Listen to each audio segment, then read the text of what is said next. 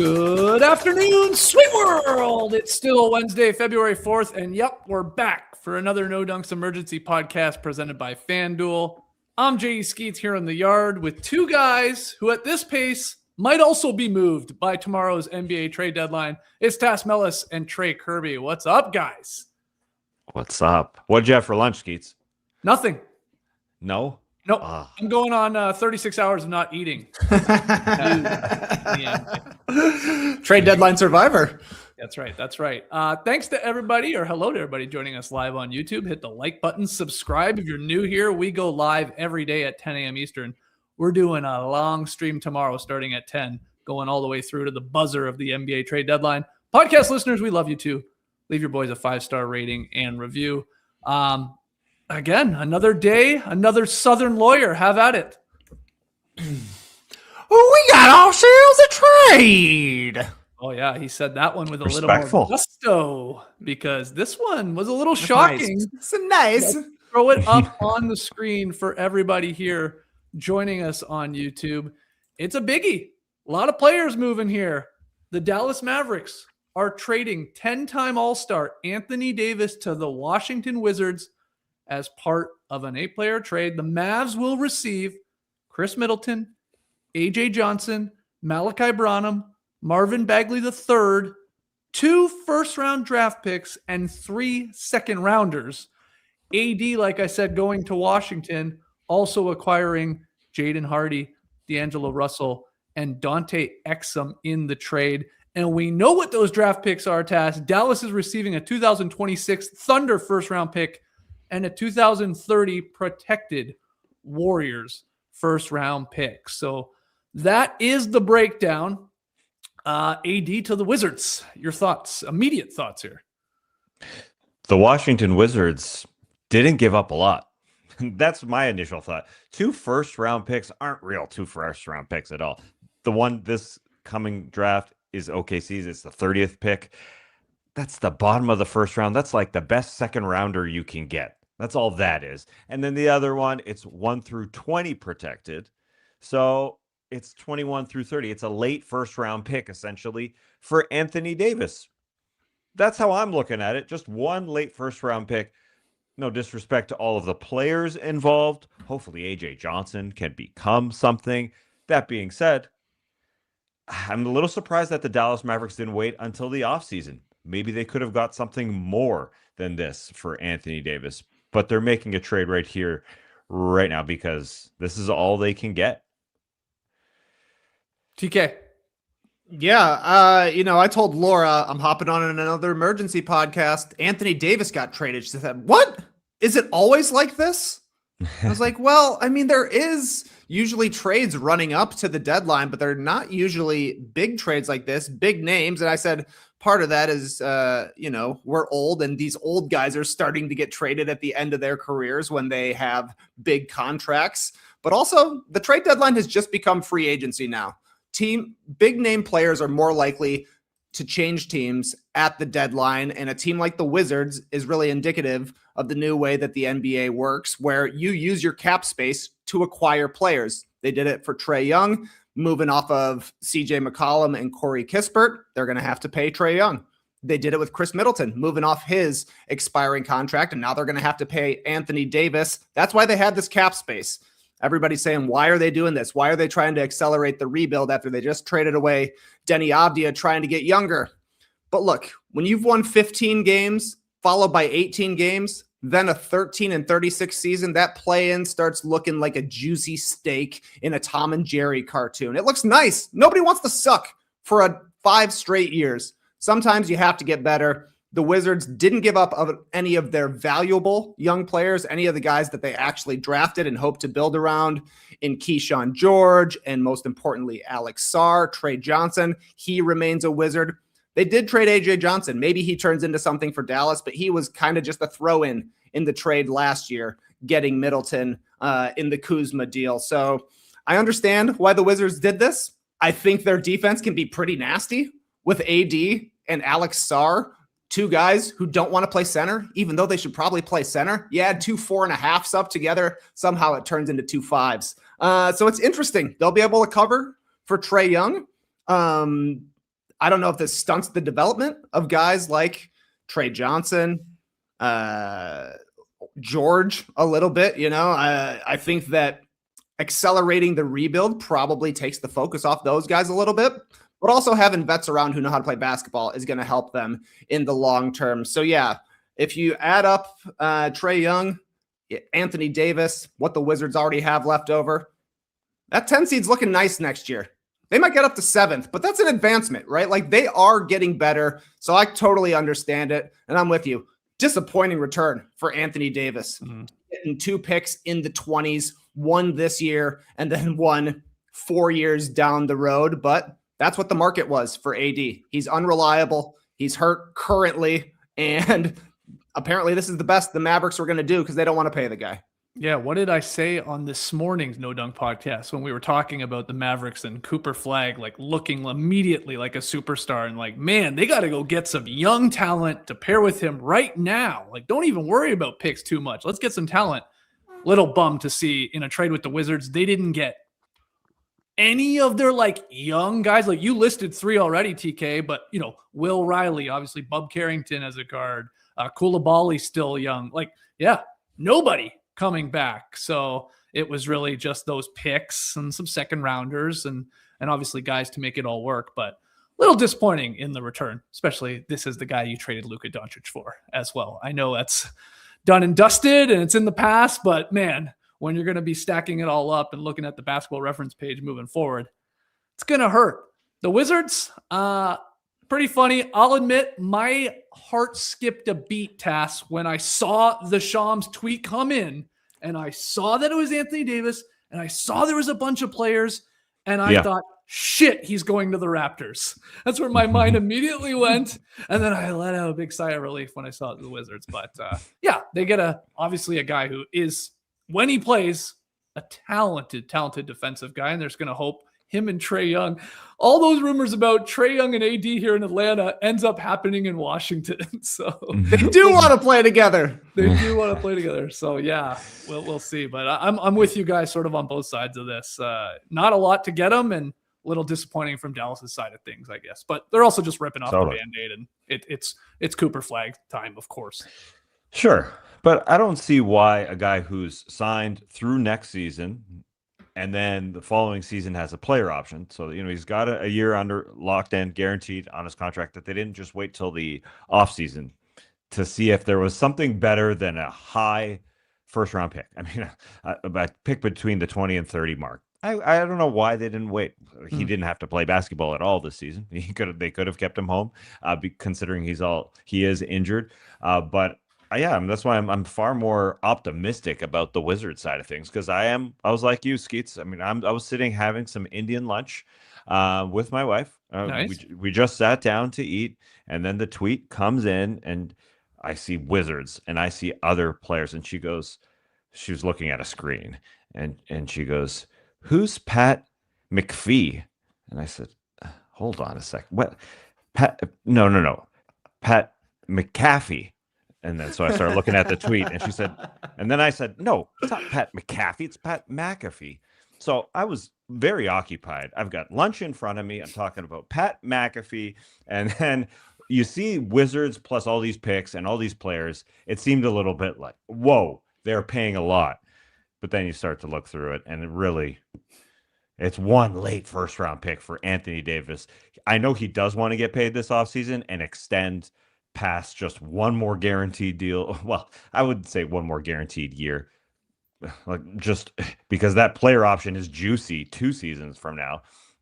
He wants a long-term deal, but I don't even know if the Wizards pay him this offseason. I think it'd be smart just to see him play next year for their team and then make a decision after that in 2027. After a year of him playing the 4, which he'll be super happy to do with Alex Sarr beside him, at least he can be a mentor for Alex Sarr. I mean, this is just, I know it's towards the end of his career, and Trae Young is where he's at, but it's got to be way more optimistic for Wizards fans going forward, because Anthony Davis is playing for a contract. You look at it that way. I mean, he does want to get more money. It's not like he's going to be, air quotes, injured all the time. I mean, he's going to want to play basketball.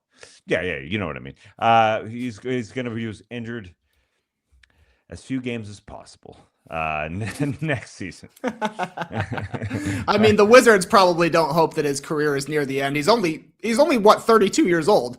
I mean, we talk like Anthony Davis is a 100-year-old man and he's coming to the end of his career. They're gonna pay him. When these trades happen, the extension is part of it. Like, it's going to be coming down the line. Sure, they could say, yeah, go out and play, but part of the reason that AD is okay with a trade like this is that he's going to get paid. Same thing with Trae Young. They see the opportunity there from a salary cap perspective, knowing it's coming down the line. You throw in the fact that Rich Paul's his agent. You know this guy's getting paid. So the Wizards have to hope he stays on the court and that he lives up to his contract going forward. Yeah, I am so interested to see how much they pay a guy who's turning 33 real soon, March 11th. Big birthday for Anthony Davis. Then he's going to be 34 at the end of that season, and you're going to sign a contract he'll be asking for literally something until he's 37, 38 for someone who has some trouble playing games. That's I don't know if the Washington Wizards are that type of team. I don't know if Will Dawkins. They gave Bradley Beal a no trade clause. Oh, that's they paid John. They gave John Wall a giant contract when he was injured. They gave Gilbert Arenas a giant contract when he was injured. They love to do this. Front offices grow up, man. They grow up. It is a new front office. There's no doubt about it. They do. Yeah. Those guys all got fired. So I mean, yeah. Let's see how this goes. But yeah, I mean, I don't think the Mavericks could have done much better because think about it. There were rumors that the Bulls were going to be chasing after Anthony Davis. I was like, no, thank you. You guys are saying the Raptors were chasing after him. No, thank you. Happy to be out of the Anthony Davis business. Even the Wizards fans we know are like, oh, I don't know if I want to be trading for this guy. We're just dumb fans. So what do you think front offices are thinking that actually have to put their reputations and money on the line for this? That's why this deal got done. This is the best offer they could get. Yeah. For sure. No, it's not like this is like out of nowhere. We've known Anthony Davis has been in trade rumors for a very long time. Yeah, so you would have to imagine they did their due diligence and obviously canvass the rest of the league and other teams. Like, what are you offering? What's that? And on paper, you see 2 first-round picks, 3 second-rounders, and you're like, okay, not bad. And then, you dig a little deeper into the actual details of the picks, and you're like, okay, they're sort of, they're first-round picks, but, we're not talking lottery picks here by any means. But they're just obviously the decision's been made. Now it's Kyrie. Will he play with Cooper like you talked about this morning, TK? Like when he comes back, if he comes back this season, or is it more likely next season? And you give that a go. Or he'll be obviously available too, as they just lean into the Cooper flagging of it all. The Wizards, at the very least, I think everybody else on the Mavericks is definitely available. Kyrie probably not, because they would like to see him next to Cooper Flag, and he's currently injured. But guys like PJ Washington, Daniel Gafford, Klay Thompson is certainly available. He's got a longer contract. Najee Marshall, like I think that teams are going to be calling Dallas, and I think we'll be talking about him tomorrow on our epic live stream. Yeah, possibly. I loved. I don't know if you saw those comments from Najee Marshall recently. He's trying all he can to like stick by Cooper Flag in Dallas. He's like, I love this guy. Cooper loves him. Yeah, loves Dallas. I want to do his laundry. I want to make his bed for him. That's smart, man. Try and stick there. But we'll see. Yeah, maybe he gets moved. They're maybe not done here. Maybe there's more draft capital coming to us in way of other players. Like some of these are serviceable players for sure. Definitely. One guy that wasn't talking up Cooper Flag was Anthony Davis. Trey, you pointed out how they weren't communicating in different like huddles and all that. Although I brought up post game, he did give a head rub during his post game interview. So yeah, I understand people want to be beside Cooper Flag because he is the next one. Maybe Anthony Davis didn't. I know what's going around now is probably Anthony Davis was traded for Luka Doncic and played 29 games for the Dallas Mavericks in total, and then got dealt for a late first-round pick. It's some sad tweets going around Dallas fandom, I'm sure. That trade was immediately the worst trade of all time and has only really gotten worse. Oh, yeah. Because at least you were like, well, AD's a good player when he plays. And when he plays, he's solid. I mean, is it that bad? Yeah, no, it was always bad, and it's even worse because he got injured like he always does or tends to. And then they get this return. Yeah, it is. I know. It's a little similar to Trae Young in that a contender or somebody on the higher end of the types of teams in the NBA that are looking to win a championship didn't go get AD. I mean, it's either one end or the other. It's a real bad team like the Washington Wizards, or it could be a championship type team trying to go for one shot with Anthony Davis, and that's the disappointing part, from a fan's perspective. Beside Wizards fans perspective, as soon as he got injured, I mean, that went poof, right? Like the good team making a move for him. It was going to be a team like this. So, what do you think, Tass, of Trey thinking Wizards frisky play-in team next year? Is it play-in or bust for Washington when you look at the Eastern Conference landscape, and can they get there? And should they be able to? What do you think? Oh gosh, yeah, they should be able to. Play-in or bust. Yeah, it could be busty. I mean, there's a lot of still play-in worthy teams in the Eastern Conference. So, yeah, now that we're watching the Charlotte Hornets team rise, it's not a lock that the Wizards would make it. Any other thoughts, Trey, on this deal? Wizards haven't been above 500 since the 2017-18 season. Getting to 41-41 would be awesome for them. I think they have a chance to be in the play-in tournament next year, assuming some development from their young guys.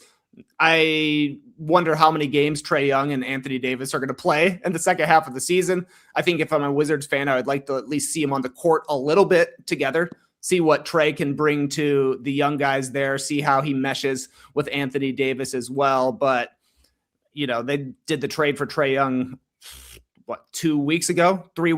At this point, he doesn't look like he's in a hurry to come back. We know it'll be after the All-Star break. And so Anthony Davis, maybe end of March, come on back. We'll keep our lottery pick. Hope we hit a big one. And then they've got the nucleus of something at least interesting in the Eastern Conference. Yeah, the over-under for the Dallas Mavericks coming into this season was 41.5 with AD and Cooper Flag. Supposed to be, the two guys leading their team. AD was supposed to be healthy at the beginning of the year. What's the Wizards over/under total going to be next year if the team's looking like it is right here, right now? A little lower, I guess. Trae Young are playing at the start of the season, what you're saying, with all their other young guys, they're going to be the line's going to be 34.5. Is that low? Ooh, I think it's higher. I think it's higher too. I'm just thinking of teams like, so the Bulls are going to be worse next season. The Bucks are going to be worse next season. So there are two teams that are ahead of Washington right now. I assume Washington will be better than the Nets next year. But the Pacers will be better. Pacers will be better. Give me 40.5 is the line. Okay. Can you finish 500? Yeah, I'm taking the under if it's 500. I'll tell you right now.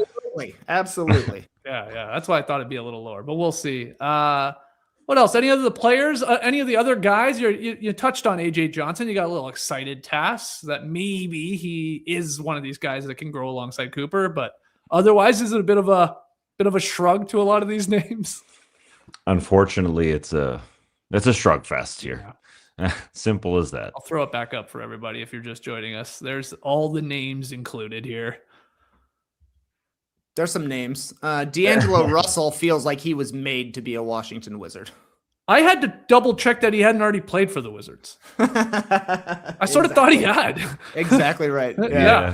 I'm with you. I agree. I thought he already played for him. Yeah, the Nets days kind of make it feel like it was Wizard-like. Yeah. Yeah, maybe. All right. Any other thoughts? Because we have another little smaller deal to touch on. Hey, here. Marvin Bagley. Marvin Bagley's had a good season. Yes, he has. Big Beans himself. He's looked all right. I look good next to Cooper Flag. A couple of dookies. We had a second trade not long after the big AD to the Washington Wizards trade was broken by Shams, and that is the 76ers trading guard Jared McCain to the Oklahoma City Thunder for a 2026 Rockets first-round pick and 3 second-round picks. Jared McCain going to the defending champs. Tass, your immediate reaction to this one? My immediate reaction was frustration, anger. OKC did it again. What a smart move. It was a very, very smart move to pick up Jared McCain. when his trade value was at its lowest. I would say he's only been in the league for 1 year, and had such a good rookie season. Came into this one banged up, immediately injured after that photo shoot. That video came out of him working out. If you remember, he was lifting a 2.5-pound weight. That was a different photo shoot, different from his injury, but at the same time it happened. It was really strange preseason. He hasn't been able to play and get into the rotation of the Sixers, who are looking to drop some money here as they go forward. But he had such a good season last year. This is just an OKC smart move to have this guy be able to come off your bench and literally drop 15 or 18 in a quarter if need be. I mean, he could go help win a playoff game. That's how good he is off the bench. And to give up only a late first rounder essentially for him, along with those second round picks, I think this just smells like OKC success. This is a great move for them. All right, Tass likes it. You know, the surplus of picks, obviously, that OKC has traded. They go get Jared McCain. They do see maybe a buy low opportunity, and Philly had other reasons to sort of get off him. But what are your initial response? Yeah, I'm with Tass. I think this is a pretty smart use of extra picks by the Thunder. Currently, the Rockets pick is number 26. Are you getting a better player than Jared McCain at number 26 in this year's draft? Maybe, maybe not, though. How good is Jared McCain? I don't know. He had 23 awesome games last season when the 76ers were doing absolutely nothing. He has not looked as good this season, though I will say he's been trending up in the year 2026, shot 49% from three in January, currently a whopping 2 for 4 from three in February. The Thunder can use another guy who can create with the ball in his hands, can shoot from outside. So this is decent. Like Alex Caruso, he's out for 2 games.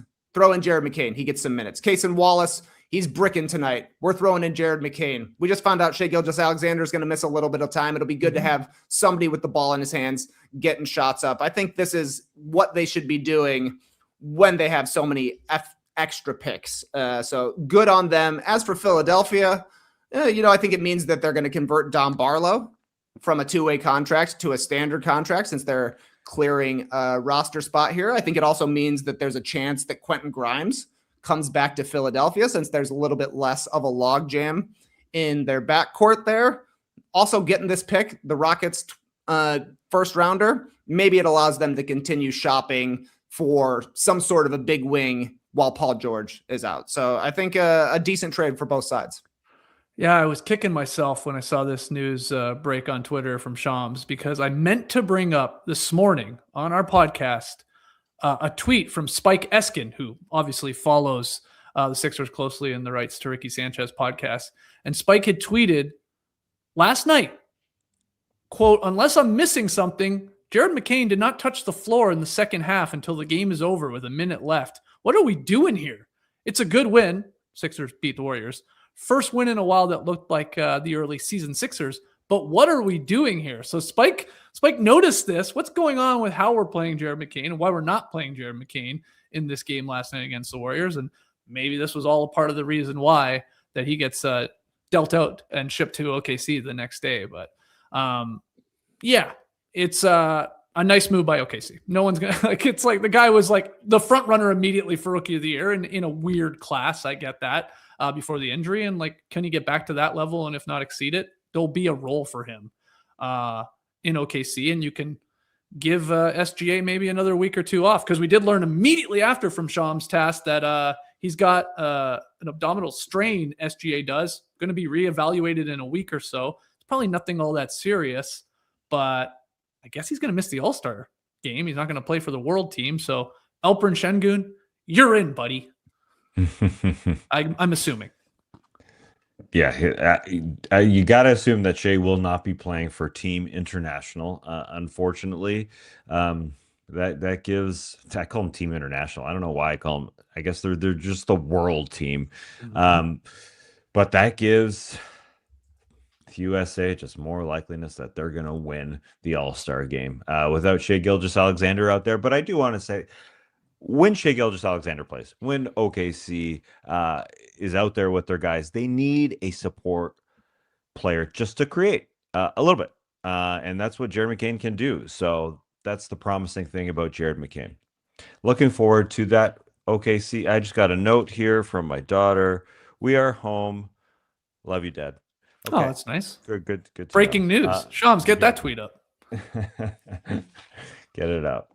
I think it's good for OKC to get a guy who is like a variance kind of player, right? Like Jared McCain, maybe he'll have 5 points one night. They don't need very much from him, but he could go for 35 one night, and they don't necessarily have a ton of those guys on the roster, especially with J-Dub working his way back from injury. So I think it's good to have just like a guy that's got a really high offensive ceiling. Like we've seen Aaron Wiggins have a 40-point game, but you don't expect that out of a Dort or a Wall. It's more unusual for them to have scoring outbursts. It's good to have another microwave scorer around. All right, if you're just joining us here on YouTube, hello. Anthony Davis traded to the Wizards in an 8-player deal.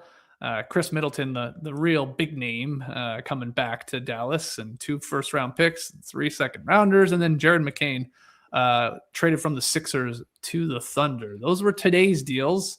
Obviously had a lot. Oh, we just lost Tass. Tass is gone. Nah, Tass is here, just taking care of business. Okay, good. This is trade deadline week. Anything can happen.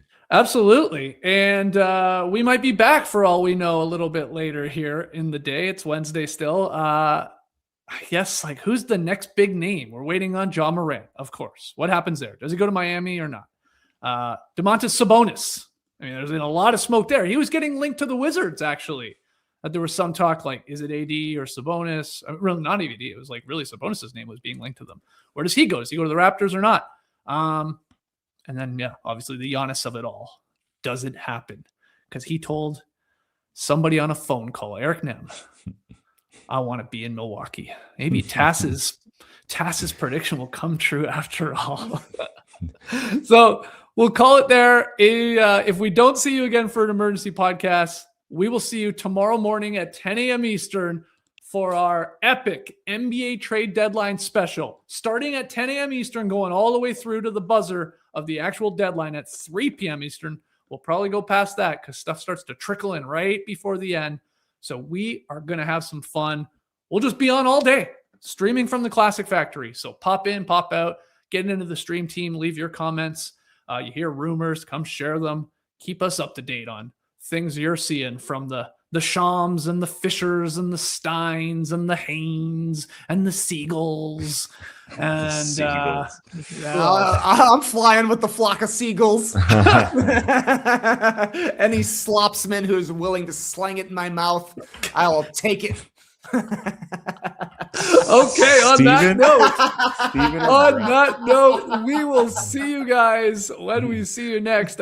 Clipper Bros, let me find. There he is. You heard it here first. Have a great time. Turn up. Love you guys. Awesome. Thanks for joining us. And remember, it's not Pat McAfee. It's not Pat McPhee. It's Pat McAfee. Brace the day, people.